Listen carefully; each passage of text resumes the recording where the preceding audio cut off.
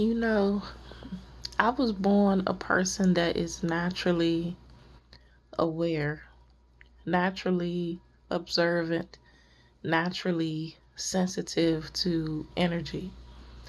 I was born as someone that was already able to tap into dimensional energies and able to see energies that did not have physical form since I was a kid.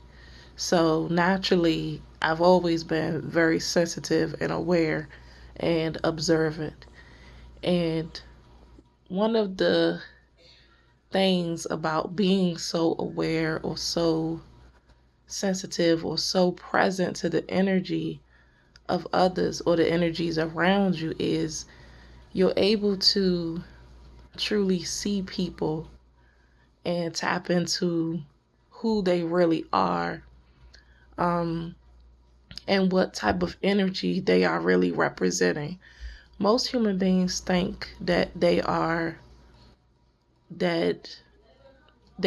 hidden basically, or that maybe because they're not as observant or can't read people well, that others may not be able to do so either.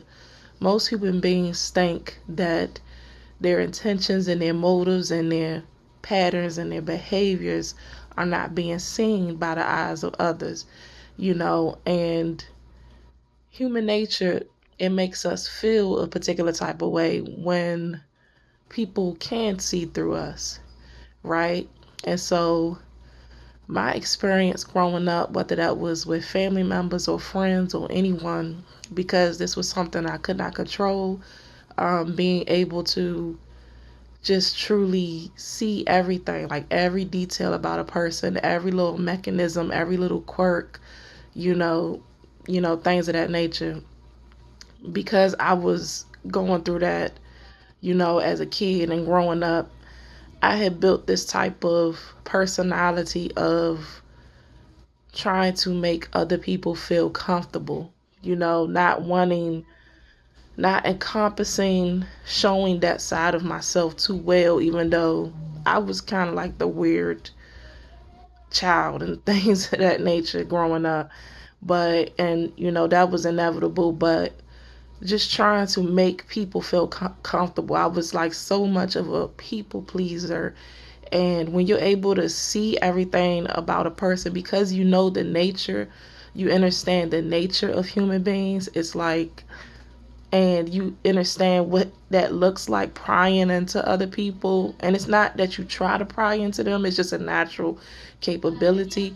So I just grew up trying to make people feel comfortable, like people that were in my circle, or I would behave as if I'm unobservant, but really I'm picking up on everything. I'm noticing everything. When I still have that personality to today, I pick up on everything, but it's not something I will say.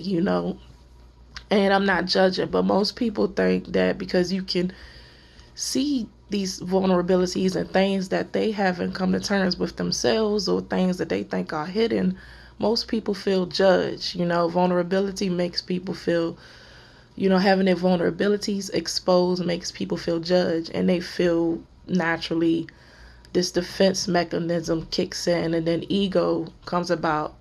So most of my relationships that I've had to do away with in life was tied to a lot of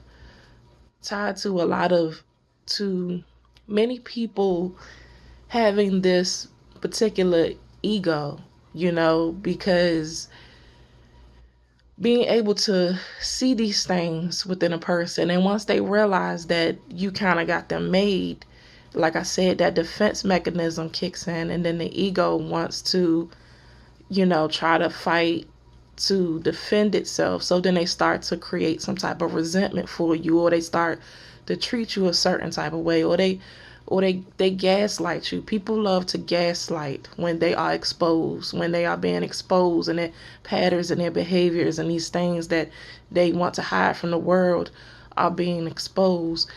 They naturally want to gaslight. You know, that's like a major thing. And for me, um, growing up, it took me a while to really just step into my own energy and my own power and own myself and not be apologetic for my capabilities and my abilities. I was born this way and it's nothing I can help. I was born a seer. So being able to tap into multidimensional energies, of course, I'm able to, tap into physical beings and things around me. You know what I mean? So, and it was just something I had to grow comfortable with. And when I started encompassing more of myself and sitting in more of myself and not making excuses for others and not trying to make them feel comfortable and, to this forsaking my own energy and my own essence for the sake of others, when I started really stepping in my power and being seated in it, I noticed some of the relationships in my life, whether it was family members or whoever, it was like it definitely, needed to come to an end because, you know, I started really seeing that, and some part of me always knew that I wouldn't really truly be accepted for all that I am. You know what I'm saying, with those family members and things like that, or friendships and stuff like that. And that was possibly why I kind of held off for so long that I did at the time. But once I got seated and comfortable in my own essence and my own power and my own capabilities, those relationships naturally had to die off. You know what I mean? Because I couldn't keep, that type of looping energy in my field. And a lot of people, like I said, they grow resentment, because if they're not ready to face their own shit and you're able to see their shit, it's going to make them feel attacked. It's going to make them feel uncomfortable. So, their ego kicks in and they want to, fight tooth and nail. And that shit is, that stuff is toxic. It's just very toxic. It's nothing, that me personally, I can't keep people in my life that are so ingrained within their ego, the unhealthy aspects of their ego, or not willing to see themselves. So it was many people that I gave like the benefit of the doubt for so many years, and then it was like my spirit, and and my spirit team, they just kept beating the nail, just trying to show me that you have to let these people go. So in the previous video, when I was saying, when you want to reach higher timelines and you want to, everybody can't go with you, because, you could be doing all the work that it takes for you to expand and grow. And you could be there, trying to assist those people in your life in the little ways in which you can, not trying to force it.